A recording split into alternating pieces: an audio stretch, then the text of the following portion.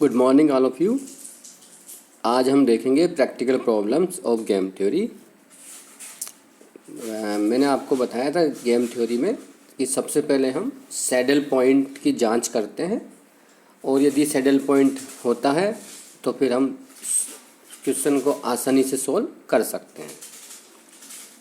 यदि saddle point नहीं होता है तो फिर हम आगे जाते हैं और रो और कॉलम की छंटनी प्रभावीता सिद्धांत के आधार पर करते हैं और 2x2 मैट्रिक्स में परिवर्तित करते हैं और यदि वह परिवर्तित हो जाता है तो ऑडोमेंट मेथड से सॉल्व करते हैं।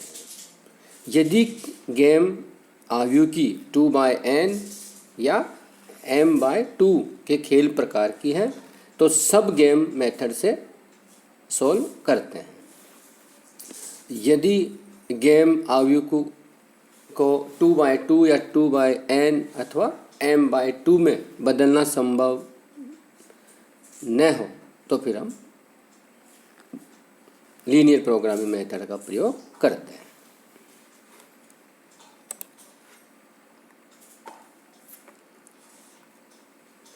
तो फिर मैंने आपको बताया था कि औसत के आधार पर क्वेश्चन को 2x2 मैट्रिक्स में किस प्रकार बदलते हैं।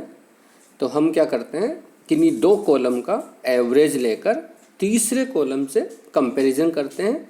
यदि तीसरे कॉलम की संख्या बड़ी या बराबर होगी तो उसे हम काट देंगे। इसी प्रकार रो का करेंगे कि इन्हीं दो रो का एवरेज लेकर तीसरी रो से कंपैरिजन करेंगे। यदि तीसरी रो की संख्या छोटी या बराबर होगी तो उसे हम काट देंगे। यदि फोर्थ मेथड से नहीं होता है तो फिर हम क्या करते हैं, सब गेम मेथड अप्लाई करते हैं। सब गेम मेथड में औसत के आधार पर निकालने पर भी कॉलम नहीं कटता है तो हम सब गेम मेथड का प्रयोग करते हैं। इसमें क्या करेंगे, जब प्रश्न में कॉलम की संख्या अधिक होगी तो उस मैट्रिक्स के खेल के मान को लिया जाएगा जो सबसे कम होगा और जब प्रश्न में रो की संख्या अधिक होगी तो उस मैट्रिक्स के खेल के मान को लिया जाएगा जो सबसे अधिक होगा। हम देखते हैं प्रैक्टिकल क्वेश्चन। ये दे रखा है सॉल्व द फॉलोइंग गेम। तो किस प्रकार सॉल्व करेंगे इसको, हम अप्लाई करेंगे law of dominance and after deleting row first the game can be reduce to.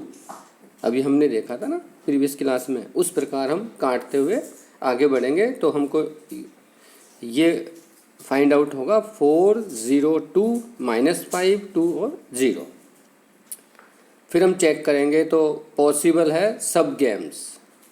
तो फर्स्ट देखते हैं, इसमें होगा 4 0 -5 और 2। इसको सोल्व करेंगे तो यह आएगा 8/11। ये आपका V आ गया, value of game 8/11। Second option होगा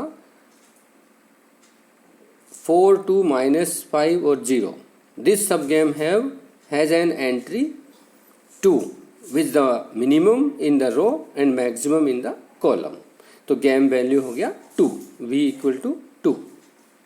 थर्ड सब गेम हो सकता है 0 2 2 0।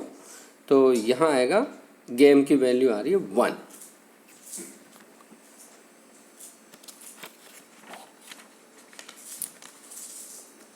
Since there is a choice in columns and column player will select that subgame for which game value is minimum. So subgame 1 with a value of 8/11 will be selected. तो solution होगा optimum strategy for a की होगी 0/0 7/11 4/11 और B की होगी 2/11 9/11 और 0 और value होगी वैल्यू ऑफ गेम 8/11।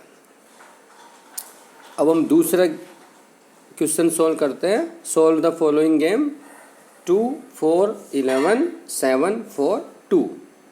तो इसके सब गेम्स पॉसिबल है 2 4 7 4। सेकंड होगा 2 11 7 2। थर्ड हो सकता है 4 11 4 2। तो सब game first has an entry 4 which is minimum in second row and maximum in second column. So the game value is 4. और इसकी सेकंड की गेम वैल्यू होगी 73/14 और थर्ड की होगी 4. The column player will select that sub game for which game value is minimum. So he will select either sub game first और third.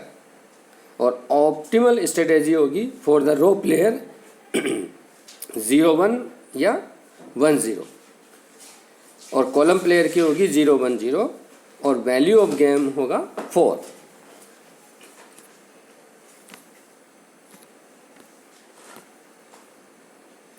अब हम एक नेक्स्ट प्रॉब्लम देखते हैं ओडोमेंट मेथड से किस प्रकार सोल्व करते हैं. ये आपको क्वेश्चन दे रखा है, solve the following game by dominance method. A player और बी प्लेयर और ये दे रखा है 3 -1 -3 -3 3 -1 -4 -3 और 3. इसको ओडोमेंट मेथड से हम सोल्व करेंगे. तो ये जो गेम है ये 3 कॉलम और 3 रो है. मीन्स न तो 2x2 खेल का है और न ही प्रभाविता सिद्धांत द्वारा प्रदर्शित किया जा सकता है. अतः इससे हम ओडोमेंट मेथड से सोल्व करेंगे. तो कैसे सोल्व करेंगे? फर्स्ट स्टेप हम अप्लाई करेंगे, प्रत्येक रो को उससे ऊपर वाली रो में से घटाएंगे और जो डिफरेंस आएगा डिफरेंस को हम रो के नीचे लिखेंगे. फिर सेकंड स्टेप, प्रत्येक कॉलम को उसके बाईं वाले कॉलम में से लेस करेंगे, घटाएंगे और इन डिफरेंस को दाईं ओर लिखेंगे. फिर स्टेप थर्ड में हम